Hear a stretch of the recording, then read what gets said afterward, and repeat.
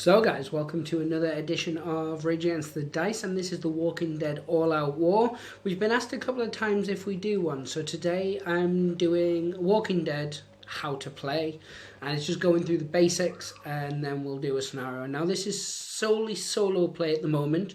A lot of the things do carry over to both. I'm going to be using Rick Grimes today, and we will pop a photo so you can see exactly what he's got, but I've got him with Rick's hatchet and Rick's pistol. Yeah, so we've got him with a top choice of guns, and that comes in around about 93 points, I believe. So with that, you work out each walker's 15 points, and you work it up accordingly. As it is, just because it's a demo version, instead of putting 6 walkers in, I've put 5. We've got all 9 bits of loot. Yeah, so let's get straight into it as always.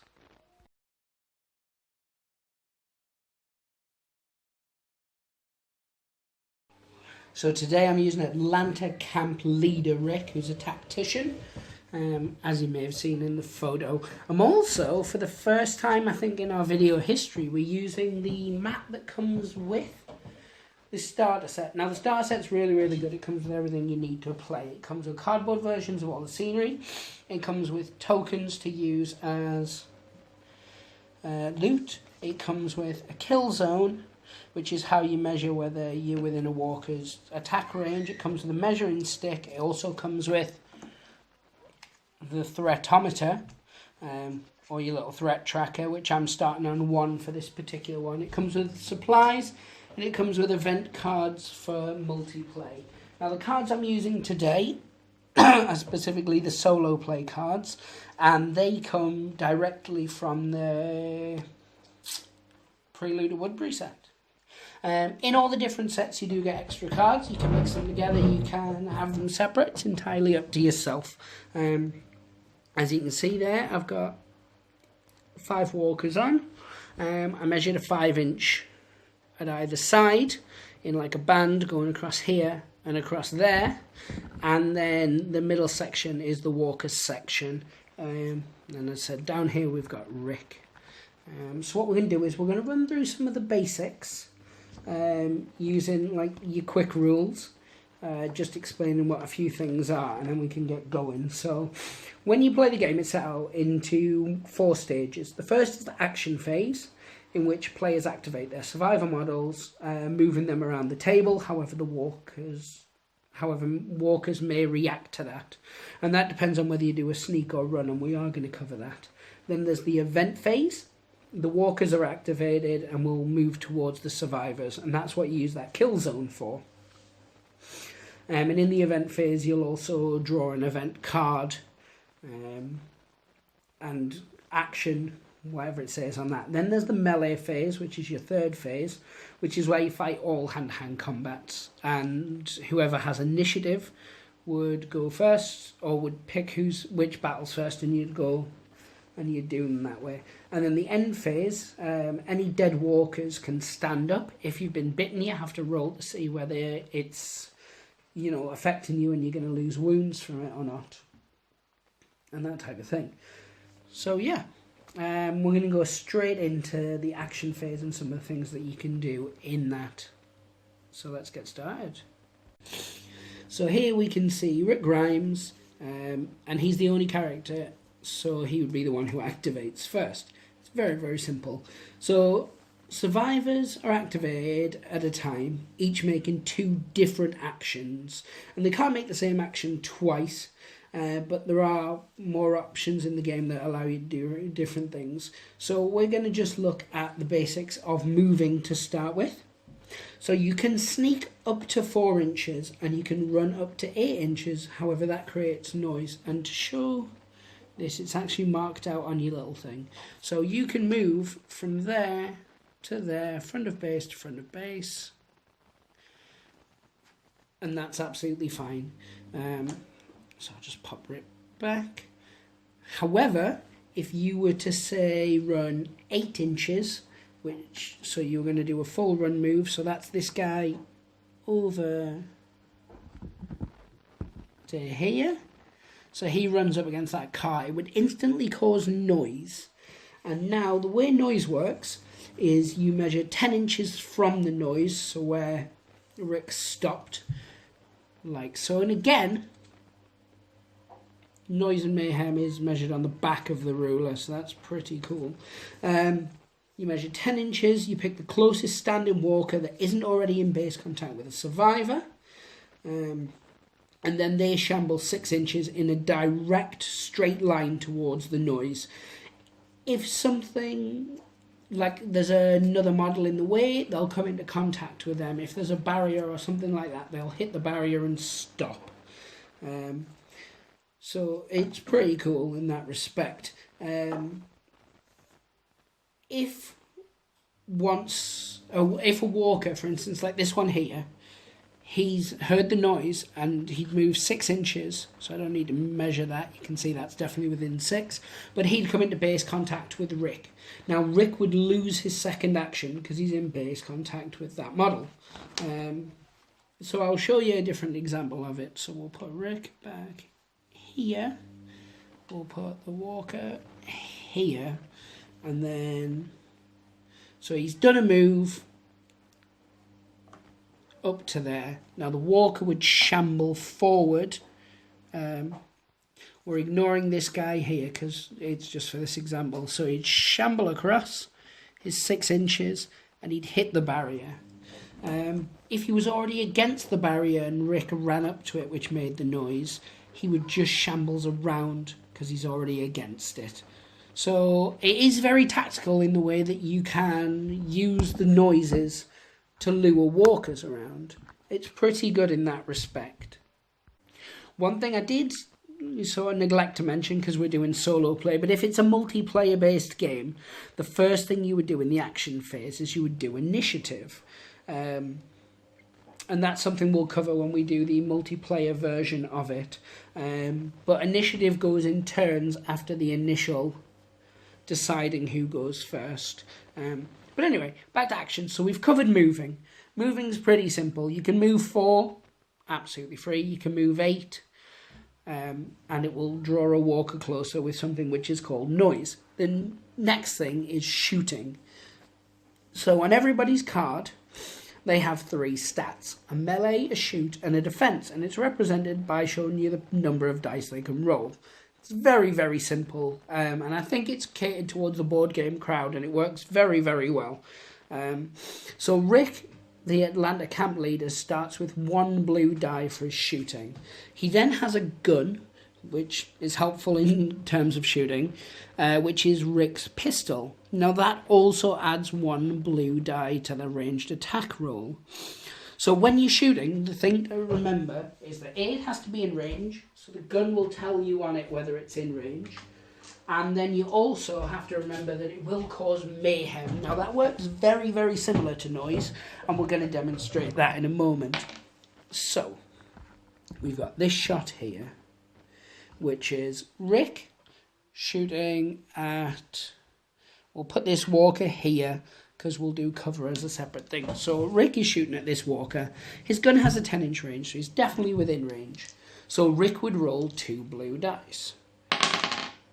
And Rick got 4, and he got an exclamation mark, which is a headshot. So that's something we're going to come into in a second. The walker, which has a defense of 1 red die, which is shown on, you get a little card within it. It's also shown in the rulebook. It shows you the walker's stats. And when multiple walkers get there, they stack up higher, which is pretty cool. So the walker got 1. So these kind of negate each other. So it does 3 wounds, 1 of which is a headshot. Now a headshot means that it kills a walker instantly. So that walker would now be off the table. Had I rolled, say, a 2, then the walker wouldn't be killed, but he would be put in a prone state. So you'd either lie the walker down or you'd use a token to represent that the walker is classed as knocked down. But as it happens, we got a headshot and that walker died. If that was another survivor you were shooting at, for instance, and he had 6 wounds, like Rick has 6 wounds or 6 health, it would do the 3 damage. So Rick would go from 6 down to 5, 4, 3, and then he'd do another 1 for the exclamation mark. The thing with a headshot is it's a double-edged sword, because now I need to roll to see if my ammo runs out or not, and that only happens when you get a headshot, or if there's a card that forces you to do so. So you'd use this, which is an action dice, commonly referred to as a shield dice or an initiative dice. So you'd roll it, and like there I got a blank, so my ammo would have ran out then, and all you do is you'd flip over the card. So we've got Rick's pistol here. You saw I rolled a blank, so you just flip it over, because you may find ammo or something later that you can, you know, top that gun back up. Had I rolled a shield, which is this symbol here, I would be fine and I could shoot again. However, that caused mayhem. Now, mayhem, as I said, is an extreme form of noise. Now, that's 10-inch range, the same as, except any walkers within that 10-inch range would be pulled forward. So this walker and this walker would shambles forward towards the target, which is Rick, which is the source of the noise. So when you shoot, there is a lot of things you need to remember and think about. First is, if you get a headshot, you're going to have to roll for ammo to see if you run out or not. Second to that is, when it causes mayhem, not only will it pull walkers towards you, so you'll measure your 10 inches, and all walkers within 10 inches will move in a direct straight line 6 inches, it will also put the threat tracker up as well. And once the threat tracker reaches its final number, which is 18, it would be the end of the game, which is something we are going to cover once we've gone through the basics. So it is really, really important to pick your shots and know when to shoot. There are certain characters, like tacticians specifically, and Rick more so, are brilliant at bringing that threat level back down, and that's something we're going to cover when we get to it in the actions phase. There is a few more bits of shooting that we want to discuss, which of course is cover, which is what we were saying before. So we've got Rick here, and we've got that walker here. Now we're going to ignore all the mayhem, etc. for now, and we're going to just concentrate on the shot itself. So if your ranged attack passes over any bits of scenery, such as this barrier here, then the model is classed as in cover. When a ranged attack is made, trace a straight line between the attacker and the target, which we'll do using the ruler, and it's another thing it's brilliant for, and we know it just passes through one. But for each barrier that the shot passes through, then you add an extra red die to the defensive roll, and for each car you add an extra white die. So if he's here, he'd roll 2 red die for defense. If he was here and broken seemingly, he would roll 1 red and 1 white, and that's how that would work. I'll put that walker back there. Now the other thing to remember is that you can shoot a prone model when they're on the floor, as with the normal rules. However, if a model is prone and is also in cover, it can't be targeted because it's considered to be hidden behind it, which, you know, is something to think about. So yeah, with regards to that, there are other things within shooting where you can shoot in melee, you can do multiple shots, that type of thing. But I think for this stage, it's best to leave it as we have. So as a quick summary of shooting, you can shoot anything up to the range of your gun. You use the shoot value on your card and use the shoot value on the weapon if it has one, and that denotes how many dice you roll. A walker as standard would get 1 red die, or you would go, if you were shooting at another survivor, you would look at what their defense is. So Rick's is 1 white die, and he'd roll that. Any terrain that gets in the way, barriers add 1 red, cars add 1 white. If you're using custom scenery, then you would just look as appropriate. If it's like a small bit that's only part covering the model, maybe you want to go red. If it's bigger structure, maybe you want to go white. And there's loads of different things you can use. That's the good thing about The Walking Dead. Anything you might find in a cityscape, or even fields and tents, trees, those kind of things. But we're going to move now on to the next action, which is a search action, which is fundamentally one of the most important actions in the game. So any survivor that's in base contact with a supply counter and not engaged in melee with an enemy may search for a supply counter, or search it. So here we have a supply counter. We're putting that against the barrier. Rick's first action would be to move which is a sneak. So it's up to 4 inches, and he stops in base to base with that. What you'd then do next is you'd remove the counter and you'd place it on your card. I can't pick it up. There you go. And then you draw from the supply card. And he gets a tire iron, which isn't that effective for him because he's got his axe. So he'd put it in his backpack. There are a number of other things. And this is the supply deck. And there's a number of other things you can get. Ammo reloads, bandages. What would have been next? Ammo reloads, that's pretty good. There's also, hidden amongst it, if I can find it. If you watch any of our games, you'll know what I'm talking about, which is a lurker. So it's a walker hidden within the supply crates that kind of dives out and attacks you. And if you take any damage from that, you also become bitten. So searching's a really important part of the game. With the sets you get, if you buy the starter set, you get tokens which have search on one side and searched on the other. Because if you get killed, for instance, like if Rick died now, he'd kind of explode like a computer game character, and all the supply tokens he'd got would go around him. People can pick those up as they are worth victory points, but they don't get the item again. So if you've picked it up, you'll turn it to searched in your inventory. If you die, you would then put it down saying searched, meaning Rick's clone, Rick 2, could come along, search the item, pick it up and get the victory point, but he wouldn't get to draw the item again, the item card. And when a character dies, it's assumed that the items they're carrying have been destroyed unless you house rule or do any kind of campaign scenarios that say otherwise. Now, you can't search something if it's also in base contact with a walker. So here, that token has a walker against it. So maybe Rick would move up, so he's in base contact with both, or he's just in base contact with one. It doesn't matter either way. The walker would come round later. He can't pick this up because a walker's in contact with it, so he'd have to kill the walker first. I know, violent. And then he can pick up the item. And as I said, in a victory points game, they would give you victory points each time you pick them up. And the scenario you play in, if you're playing one of the scenarios from the book, it'll tell you where to put the items or the little counters, whatever you're using. Or if you're making up your own, we tend to put them in cars first, and then we'll put them on other bits of scenery, like in bins and things like that. So next we're going to move on to hiding. So as I said, we're going to cover hide now, and hide's a very simple one. So Rick's against this barrier, and he spends his first action to hide. What you do is you lie the model prone, as if you would a prone walker, and then it gets all the rules of it, of being prone.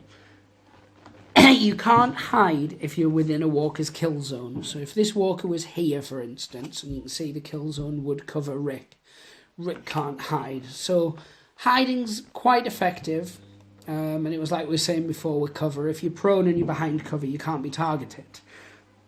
If you're within a kill zone of a walker, though, you can't hide because it's presumed he would just see you or she. But if a model wishes to hide, it becomes prone, and it may attempt to stand up again during its next activation. So you can't go prone and stand up in the same turn, and we'll cover stand up at the same time, which is a separate action that you can do. And a prone model may stand up by spending an action point, and you just stand the model upright, and then it acts as normal. Really, really simple, which is why I lumped the two in together. But you can see you're starting to get sort of a list of the different things you can do. You can move, you can shoot, you can search, hide, stand up. They're all different things. There's also hold your nerve. Now, hold your nerve is a thing you can do to bring the threat level down.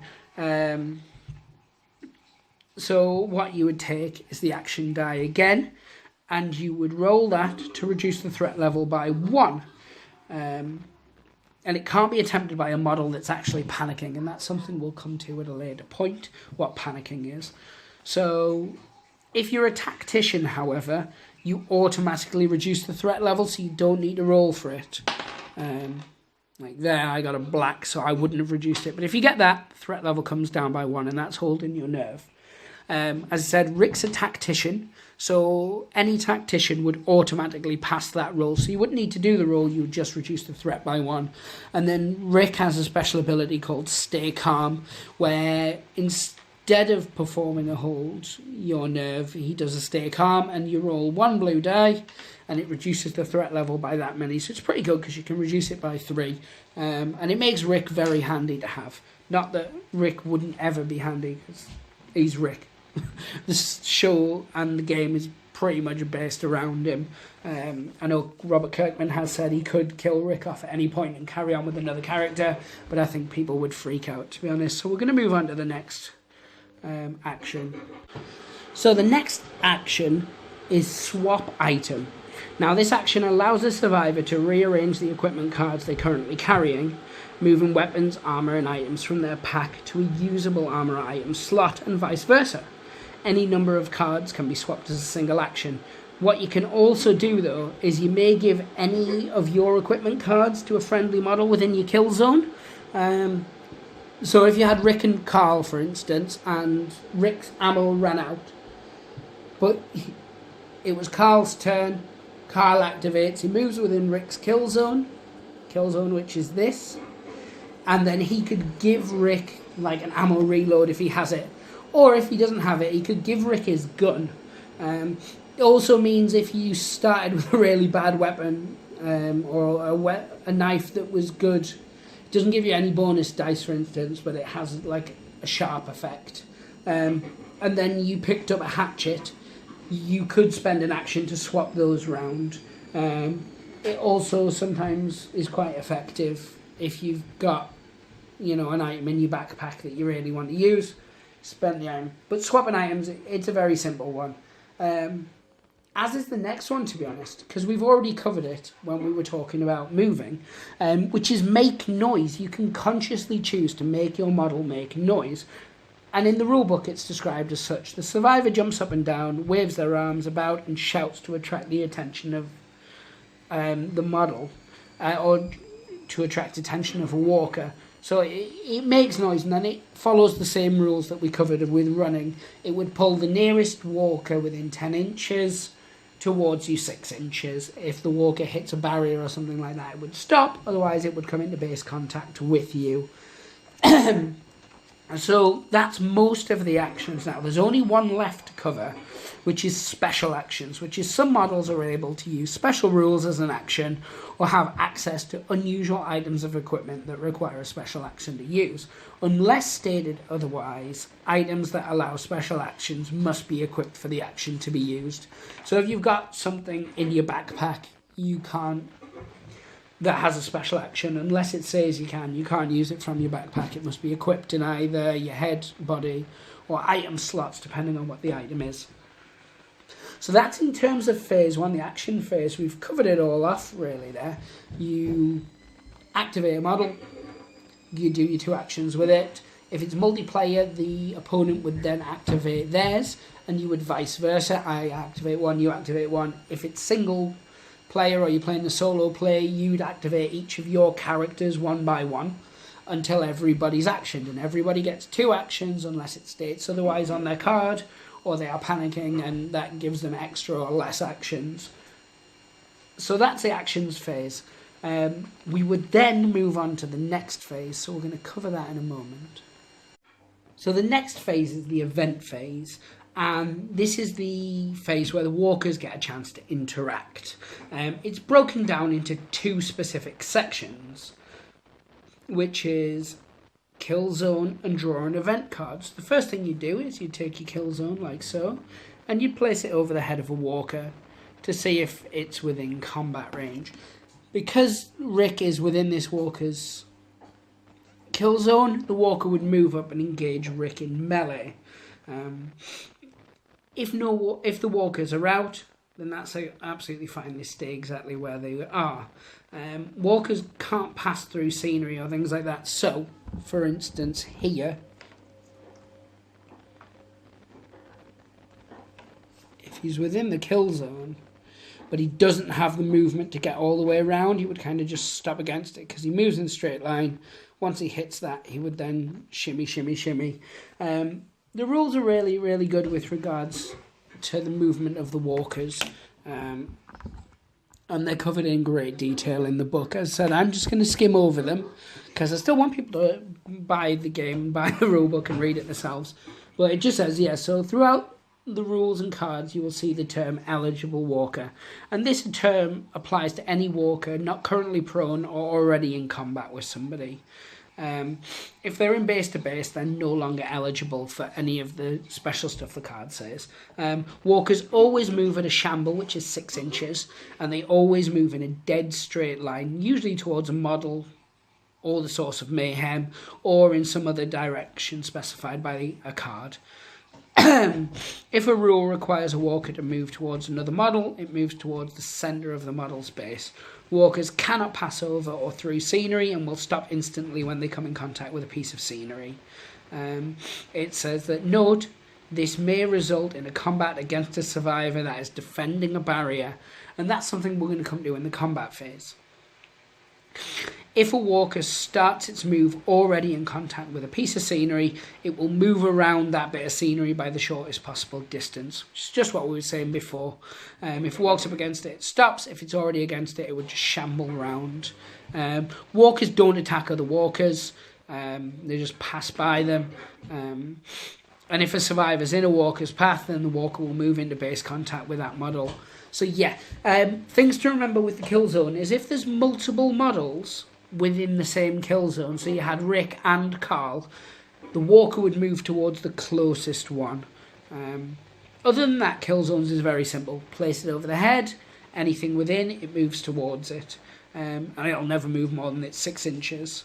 And then the next thing you do is draw an event card. Now, we talked about what the event cards were. It's these bad boys here. So you draw one of those.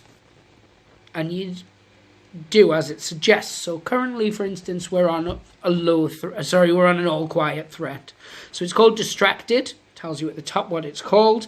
Tells you here what would happen at the different threat levels. So all quiet. The walkers suddenly stop. Nothing else happens. Low threat, move one eligible walker in a direction of your choice.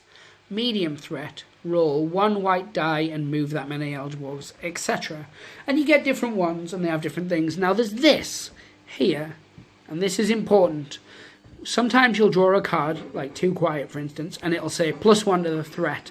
That must be actioned immediately. The reason being is if you're sat on 8, for instance, on the threat tracker or the threatometer, which is a low threat, and then you pull this, it's a +1, which pushes you into a medium threat, which would mean you'd action here instead of here. So the groans get louder, add 2 to the threat level, as opposed to the walkers suddenly stop and nothing seems to happen, add 1 to the threat level. So that kind of thing's important. You will also get some cards that say that they remain in play. This means that the card is left face up next to the board and the effects apply continuously. And there's ones like a car alarm, I believe, is in there that does that, and it just goes off continually and it causes mayhem at the start of each event. But in terms of the event phase, it's very, very simplistic. You just move. You measure your kill zones, move any appropriate, and then you play the event card as dealt. If you, however, draw an event card that says you need to play more walkers than you actually own, because it is possible, even we've done it, and we have all the Walking Dead sets, and then we have a load of like walkers from different games. And that's a good thing. If you can use any. Things like the Project Z and the Zombicide walkers, they're slightly different in size, but because humans are different in sizes, some are fat, some are thin, some are tall, I'm short, etc., etc. They all tend to work together as long as you've got between that 28 to 32 millimeter scale. Things tend to work fine. So you can look at different places online, like your Crooked Dice. And there's a load of others that I can't think of, Simple Miniatures and stuff, where you can pick up a load of different random walker models or zombie models, whichever. But if, for instance, you did happen to run out, which was the point I was trying to make, What we'd do is you'd play as many as you have. So if you draw a card and you roll dice and it says you're bringing on 5 walkers and you only have 3, you'd bring on 3 walkers and then you'd increase the threat level by 1. Same if you were meant to bring on 5 walkers, but you could only bring on 4. So if you can't bring the full amount of walkers on, you would bring on as many as you can, and then you'd increase the threat level by 1. And it really is that simple for the event phase. So yeah, next phase is the melee phase, which again, much like the action phase, is a big important phase. In terms of that, this is where you fight combat, you potentially increase the threat level, etc. And it's split into a number of different sections. So we're going to cover that on its own. I'm just going to get the board set up, ready for that type of thing. So, won't be a moment, guys. So in melee, the first thing you would do, and if you watched any of our previous videos, you'd know that we never used to do this in the melee phase, and there was reasons for that, but it's not important. So the first thing you would do at the start of the melee phase is you would, if there are any models engaged in melee, increase the threat level by 1. The level increases by just 1, no matter how many different combats are going on. So, like here, Rick's in base contact with this Super Cyberpunk. The threat level would go from 1 to 2. Then what you do is you'd split combats. So when several models from one side are in contact with several models from another side, then the player must split the combat.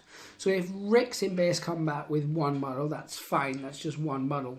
If Rick's in base contact with 2 models, Rick's fighting 2 models. If Rick and Carl were in base contact with the 2 walkers, we'd split the 2 off into 2 separate combats. So it's very simply done. It can get more complicated the more walkers that are there, obviously. But that's just one of those things. So you just separate them slightly apart to make it clear which walkers are fighting which. And the rules can't be used to take a survivor out of combat altogether. If a walker is engaged with multiple models, those multiple models all have to fight. But it's very simple. As I said, it can get more complicated when you've got 3 walkers and 2 guys from your team and 1 guy from your opponent's team, and you're splitting it all off separately. But as long as you just do them one at a time, it's easily worked out. Then what you do is establish the order of combat. So melee is resolved separately from each group of models in base contact. If there are several groups of combatants on the table, the player with initiative decides the order, which is something I covered very briefly earlier. Now you can do handgun attacks while in combat. So weapons with the handgun keyword, much like Rick's pistol, can be fired in the melee phase. Simply declare that you are doing this instead of attacking. If several models in the same combat wish to shoot, the player with initiative picks one, does all that, and then moves on to the next person. They alternate until everybody's fired. The survivor makes a normal ranged attack against the enemy in base contact. There is no need to randomize who is hit, even if there's other friendly people in that same combat. If the shot kills the opponent or lays them prone, this means that the survivor with the handgun is no longer engaged in melee. As it's not a melee attack, the enemy model is not pushed back, so he just lies directly in base to contact. This means if it stands up again before the shooter moves away, they'll be engaged in combat. So when you roll to stand them up at the end of the turn, if it doesn't stand up, if it stands up, it means next turn you're already locked in combat.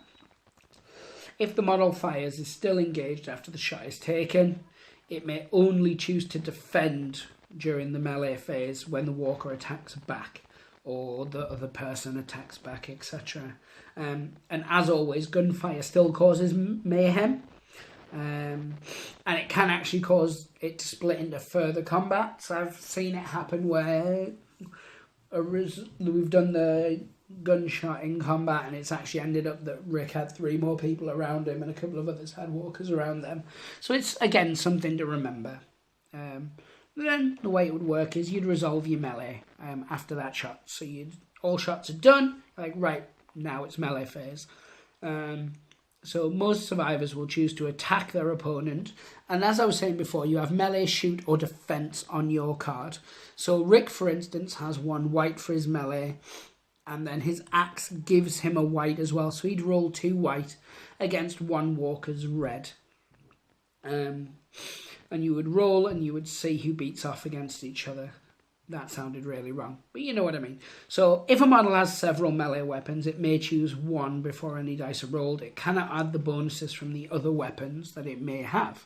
If a model has chosen to defend, it instead takes the dice equal to its defense value plus any bonuses that it's entitled to thanks to its armor or other equipment. So if Rick was defending, he would only get 1 white for his defense. He wouldn't get the white for his axe because he's just defending on it. But if he's attacking, he gets 2 white. 1 for his melee and 1 for his axe itself. You may have to zoom back to the start of this video. I think it's like 11 seconds in or something stupid. No, when we took a photo of the card and stuff that we were using, just to jog your memory. So, unless otherwise stated, all models on the same side roll their dice together, and each side totals up the number of successes. So yes, so if Carl and Rick were fighting 1 walker, they'd roll all their dice together, you tot it all up together, and then the walker would roll and it would be that against that. If the combat is a draw, a winner must still be determined for the purposes of the pushback. And that's something we'll come into in a second. So if there is a draw, it's determined as so. Survivor always beats a walker. Survivor with initiative always beats other survivor. So Rick against Walker, it's a draw. Rick wins. Rick against Derek, but Rick has initiative. It's a draw. Rick wins. So a model that is required to roll a black action die as part of its attack because of a weapon rule or any other special rules, the shield is not counted as part of the melee attack roll. So the action dice are only rolled when a winner has been established. So the winning side rolls any action dice it's entitled to and adds those effects then. So you do your normal dice rolls first, pick whether there's a winner or loser or a draw, then you'd go as appropriate. Next thing to think about is the pushback. So as soon as a winner is determined, on this occasion Rick won, the losing model is instantly pushed an inch away regardless of what else happens. And then it says here, it's got to be pushed by the shortest route possible and it can't hit another model. So a model cannot enter a base contact with an enemy model as a result of being pushed back. If a model cannot be pushed back due to the proximity of other nearby miniatures or scenery, then all of the winners are pushed back instead, exactly as if the losing model had won. So if Rick, for instance, had this walker up against this truck and he can't push him back, then Rick would just move back the inch instead. Very, very simple. And then you'd resolve any damage. So models are wounded in the same ways during shooting. So any successes minus any defends. So the walker rolls 2, Rick rolls 3, it's 1 damage. If a defending model wins a melee, it may not cause any damage, however, against its opponent, it just pushes them back. So if you decided to go defense instead of melee, you couldn't kill the walker, you could just shove him away. A walker that is knocked prone during the combat must be knocked over so that its base is 1 inch away. So we always do it, we do the 1 inch push and then we lie the model down. Which I think is right, and that's how it says anyway. So a single combatant damaging multiple opponents. So here it is. We're not doing any dice rolls because they're unpredictable. So Rick gets 3, each of the walkers gets 1. So both walkers are pushed away 1 inch. That's a very large inch. So if a single combatant beats multiple opponents, a player that won the melee may divide the total amount of damage caused between all models in base contact. May be allocated against the same model or split freely. So we'll say between these 2 walkers they both rolled a blank. That's easy enough. And Rick rolled 2. So he could put 1 damage on each of them. which makes sense on walkers. But if it was a human, he could put 2 damage on a human, or he could split it out. If you get a headshot during melee, it says here, headshots apply to survivor attack rolls as for shooting on page 14. If you roll multiple headshots as part of the melee attack, you can only allocate 1 headshot to each enemy model in the combat. If there are more slain enemies than headshots, you'll just have to settle for knocking down the remainder instead. If a walker, however, rolls the headshot, so it says, rather than achieving a headshot, the walker successfully wounds a survivor and rolls 1 or more exclamation marks, then the survivor is bitten. You flip over, and this is really, really cool. So you see this is the token for measuring your health. You flip it over, it's got a little bite mark on it. It just pleases me. I don't know why. I think it's awesome. So it only happens, so if, for instance, Rick rolled 1 and the 2 walkers rolled 1 each, but one of them had an exclamation mark, for instance, so it beat Rick, then Rick would be bitten. But if Rick rolled 2, they each rolled 1 and one was an exclamation mark, Rick would automatically win the combat on a draw because he's a survivor. They're walkers, so the bite wouldn't take place, much like the headshot with a draw and things. So yeah, I hope that's I've explained that simply enough. But yeah, that's it. Then there's additional melee rules. Now, as we were saying before, these walkers, so it's 2 walkers against 1 Rick. Rick would roll his 2 white dice as normal, but walkers have an outnumbering rule. So lone walkers are slow and lethargic and don't pose much of a threat, but in groups they can drag down the unsuspected foe with sheer weight and numbers. So we're going to cover that now. I'm actually going to get some dice and we'll show some actual practical examples of that. And I'll also explain how the dice numbering multiplies upwards. So it won't be a moment. So yeah, welcome back. So, easiest way to look at it is, if there's only 1 walker in combat, it always rolls 1 red die. Simple enough. If a second walker comes, we add 2 die to that. If a third walker, we add 3. A 4th walker would add 4. And then a 5th walker would add 5. And it tells you, it explains it in the rulebooks, and you also explains it on the little card. So it says here in the rulebook, for example, Rick is engaged with 3 walkers. He has no weapon, thus he only rolls 1 white die. Walkers rolled a total of 6 die, because as we were saying, 1 plus the 2 plus 3 is 6. So that would be this. So we'll do it separate. We'll do each. So here, 1 walker. Move this car out of the way. That 1 walker got 1. Rick's using 2 because the setup we've got, he's got his hatchet. And Rick got 2. So he won by 1, but he also got a headshot, so the walker would be dead. Now, if we integrate a second walker, we have our 1 die plus 2 for the second walker. So as you can see, that's 3 blanks. And Rick still killed. Now this is interesting because he did 3 wounds, but he only got 1 headshot. So he would push them both back, they would go prone, and 1 would die. The other would just be laid down. So that would kill 1. Had I rolled that, there, both of them would be dead. But now we've added a third walker, so 1 walker, 2 walker, 3 walker. And so they would all stack together, so no bites, but 4 wounds against Rick's. Rick got 2. So these would cancel out these, and Rick would take 2 damage. So that's how that's how walkers outnumbering would stack up. It's really, really simple, and as I said, as long as you just remember. So there's 1 walker, 1 dice. 2 walker adds 2. Third walker adds another 3. 4th walker adds another 4, and a 5th walker adds 5, taking you to a maximum of 15. And that's just how many can get around the model. So yeah, in terms of it, that's pretty much everything I wanted to cover. Or is it? Dun dun dun. So no, multiple melees. This rule above assumes that two sides are involved in the same combat, which is what we were just talking about with the walkers outnumbering survivors versus walkers, or survivor versus survivor.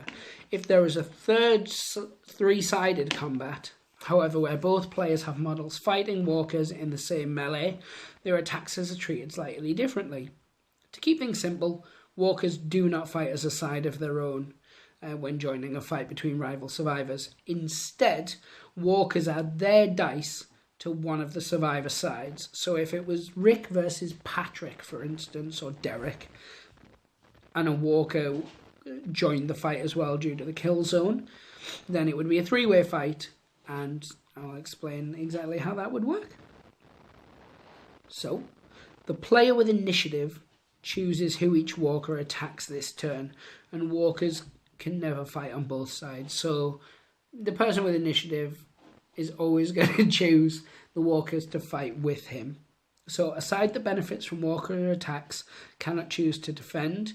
If for any reason any of them must defend, having just fired a handgun for example, the walker will attack as normal and the defending survivor just rolls no dice. So the walker essentially teams up, which is cool, I guess. So yeah, so if an attacker is not engaged in melee with any standing opponents, it may instead make a melee attack roll against a prone model in base contact. So that's something you can do. You can run up and you can hit guys while they're on the ground. Although they can be attacked if they're in contact during the melee phase, prone models do not stop enemy models from simply disengaging and moving away during their activation. So if you didn't kill a model or anything like that, you can just walk away from it in your turn. So that's pretty good. Yeah, one thing to remember is when you're attacking a prone model, they can't attack back. They can defend, even a walker, and a walker has 1 red for its defense, I believe. But if the attacker beats the defense roll of the prone model, then the model is removed immediately. If a prone model survives a melee, then the attack is pushed back instead. So yeah, if you've got a walker on the ground, you don't need his headshot. If you've got a model there, you just kind of stamp on him. So yeah, we're covering sort of the more complex side of the rules now in terms of melee. The last thing we're just going to cover is defending barriers. So that was what we were saying before. So Rick's here, this walker's here, and the walker's leaning across to try and bite. So a standard model in base contact with a long edge of a barrier is in melee with an enemy on the other side of the barrier, gets a bonus when defending the barrier. So eligible models must choose to defend in combat instead of attacking, and while doing so they'll get 1 extra red die, much like when you're shooting and it goes through the barrier. But as I was saying, you don't get the defense bonus if you attacked. If models on both sides are able to defend a barrier, then the player with initiative must declare their intent to do so first. So if it's 2 survivors, obviously walkers aren't going to, then the person who has initiative would declare whether they are first. And if both players choose to defend, then no strikes. And that's the same throughout combat. If 2 survivors are fighting and they both choose to defend, then you just don't roll any dice. Which is really pointless. I can't imagine why you'd go in base contact with someone unless you've been forced to. And that leads us very, very nicely on to the end phase. So we're just going to cover that in a moment. Let's get those dice and stuff set up ready. So yes, we're on to the end phase now. So once all melee is over, it's time to see if any prone walkers get back up again and see if any infections start. So in this first example, the player with the initiative chooses each prone walker in turn and it rolls an action die for them. So you can see that there's 3 walkers down. So you choose, as we were saying, the action die and you roll it. So this first walker stands up. Then we go to this second walker. That walker stands up. Third walker, that walker stays down, and he will stay down until either a card rises him or it gets to the end of the next phase.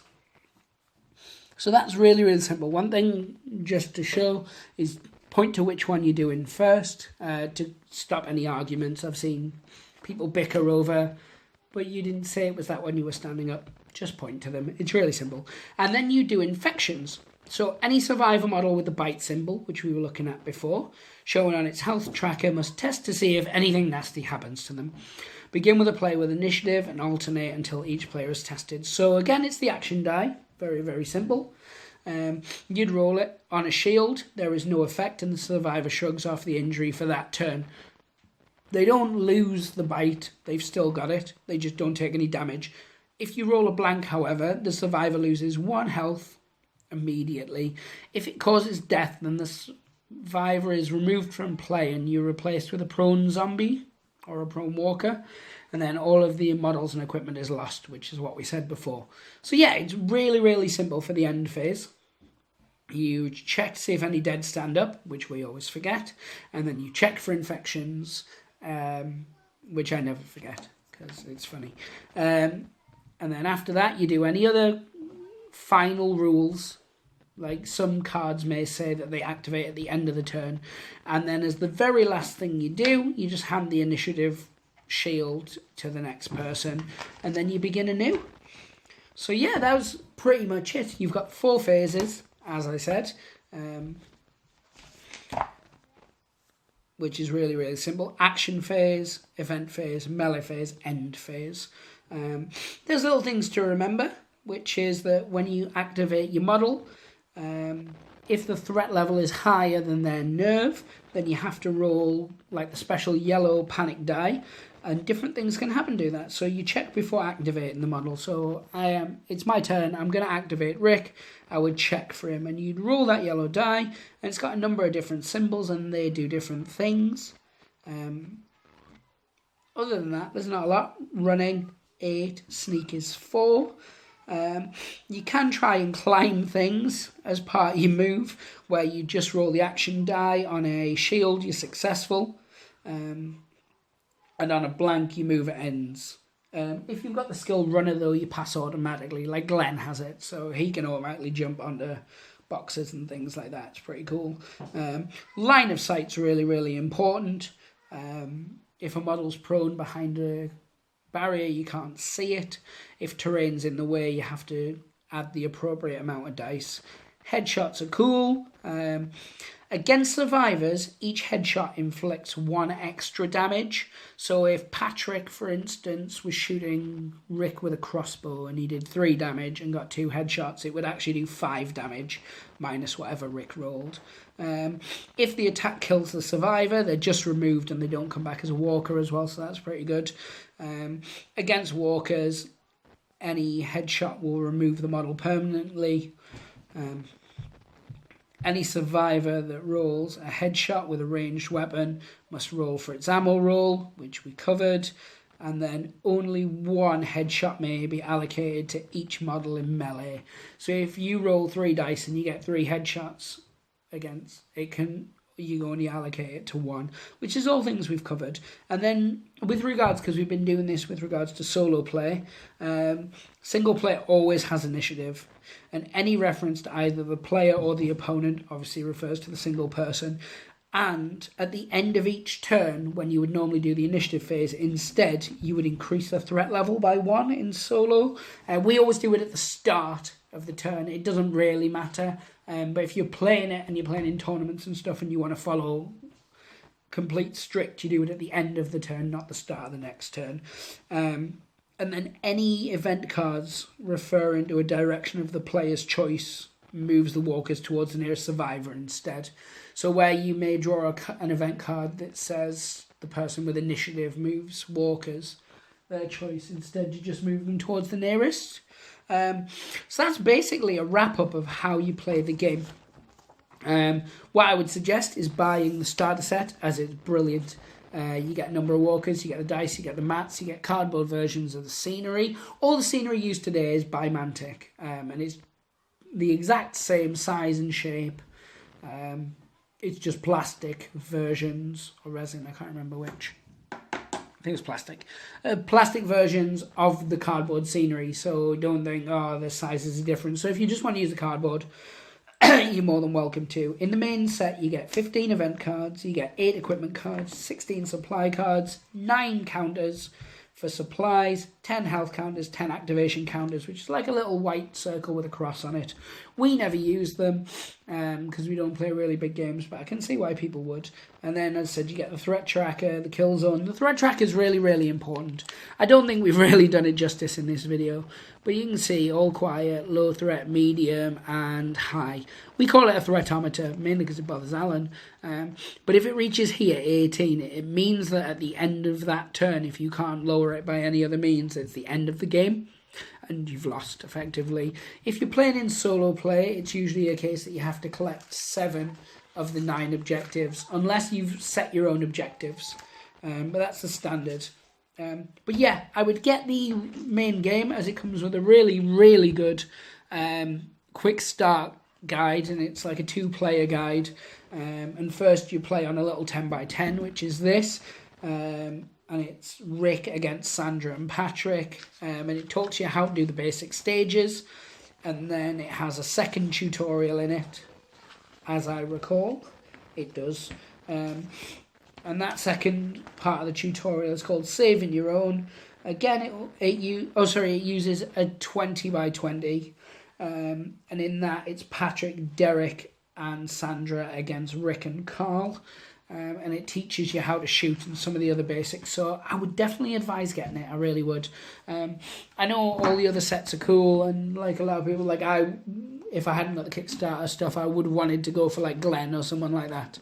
Some of the cool Wave 2 stuff. But the starting box is really, really good for it. I'm going to end that there. Give you a time to just breathe and be like, oh, thank God for that. He's stopped talking. But yeah. That's it. It's the basics of how to play a game of The Walking Dead. If you've watched our videos, you'll know that, like, for a while we didn't use the traits like Tactician and Runner and things like that. And that's because I'm teaching Alan a lot of games at one time. I like to keep things simple with regards to it. Then as he gets to know the game, I add more of the rules back in. Other things, like we always do the initiative at we always put the threat tracker up for close combat at the start of the event phase. It was just because when we were watching very early beta tests of it, I think either that was the rule or somebody we watched doing it wrong, and it kind of just stuck in our head. Other than that, everything's covered within those. So pray the dice gods, hope they smile upon you, and take care, guys.